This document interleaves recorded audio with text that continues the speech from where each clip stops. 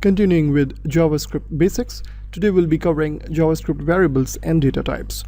JavaScript variables are containers for storing information. Variables can be used to hold values.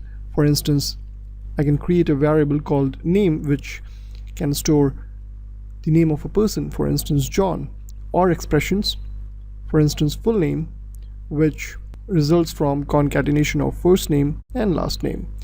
Variable names must begin with a letter, and variable names are case sensitive in JavaScript. So if you're trying to write last name all in small letters and then last name all caps, these two will be considered as different variables. We recommend using camel case notation for declaring variables as shown in the example. In JavaScript, we have different types of data that a variable can store. If a variable stores something that is contained in double quotes or single quotes, in JavaScript it's called as a string data type. Example, we have, let's say, last name as Gates. Similarly, if a variable is storing something without the double quotes or single quotes, it's called a numeric data type. Numeric data type can be whole or decimal number. Example, pi as 3.14. Variables can also store complex data types. Complex data types are made of more than one type of data types. Other data types in JavaScript are Boolean, array, null, undefined, and objects.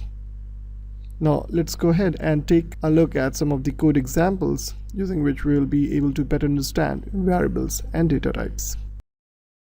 First of all, let's see how we can include a script file in our HTML page. So we'll be heading over to our JavaScript basics.html, and here you can see that we are making use of this script tag which has got these two attributes, src and type. Type is optional. You can specify the source as follows. So we have the JavaScript basics.js file inside the JavaScript directory, and that's how we mention it over here. Then type as text/JavaScript.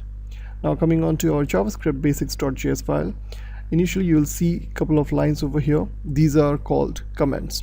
So if you have to specify what exactly your file is going to do or your function is going to do, you can make use of comments to better understand and make your code more readable. So here we have single line comment which is with double // and then we have multi-line comments which start with / asterisk and then ends with asterisk and /. Now as discussed, here is the example of numeric data type. So we have pi as 3.14, which is a decimal number, and then we have 2 to a variable even number. Then here we are just demonstrating how we can perform some arithmetic operations on numeric values. So we have marks in maths and history, which we are then adding together and displaying it in the web page. Similarly, here we are having name as a string variable because it's storing name of a person, John. As you can see, it's inside double quotes, and you can also declare variables on one line, as you can see over here. So we have name, then age as integer or numeric you can say, and then job as string again.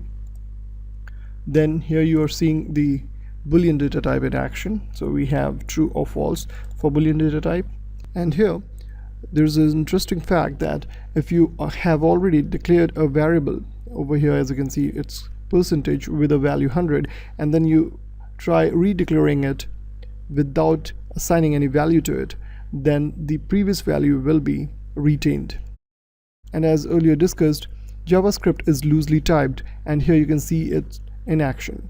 So initially the general variable was holding a numeric data type, that is 5, and then we assigned a string to it, and finally at the end it's having a Boolean data type. So in this lecture we saw what exactly variables are, what are different data types in JavaScript, how we can declare variables, how we can include a script file in our HTML page, and how we can play with different types of variables that we just now saw. So here you can see the values coming up in the browser. So in upcoming lectures we'll be covering more on JavaScript basics.